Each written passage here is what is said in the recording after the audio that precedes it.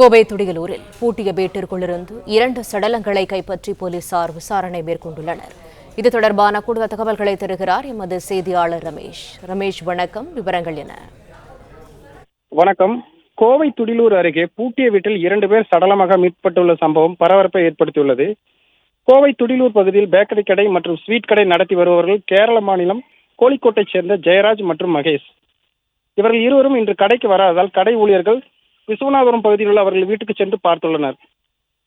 வாடகை வீட்டில் குடியிருந்த இவர்கள் இன்று மகேஷ் கழுத்தறுக்கப்பட்ட நிலையிலும் ஜெயராஜ் தூக்கிட்ட நிலையிலும் சடலமாக மீட்கப்பட்டுள்ளனர். தகவல் அறிந்து சம்பவ இடத்துக்கு துணை ஆணையர் சிந்து தலைமையிலான போலீசார் அங்கு வந்து விசாரணை மேற்கொண்டு வருகின்றனர். கதவின் பூட்டை உடைத்து மோப்பநாய் மற்றும் கைரேகை நிபுணர்களை வரவழைத்து அங்கு பதிவாகியுள்ள கைரேகை மற்றும் விசாரணை மேற்கொண்டு வருகின்றனர். இதில் மகேஷை கொன்றுவிட்டு ஜெயராஜ் தற்கொலை செய்து கொண்டாரா என துடியலூர் போலீசார் விசாரணை மேற்கொண்டு வருகின்றனர். பூட்டிய வீட்டில் 2 பேர் சடலமாக மீட்கப்பட்ட சம்பவம் அப்பகுதியில் பெரும் பரபரப்பை ஏற்படுத்தியுள்ளது. பிளே ஸ்டோர் மற்றும் ஆப் ஸ்டோரில் இருந்து பாலிமர் செயலியை QR கோடு மூலம் பதிவிறக்கம் செய்யுங்கள். செய்திகளை உடனுக்குடன் பெறுங்கள்.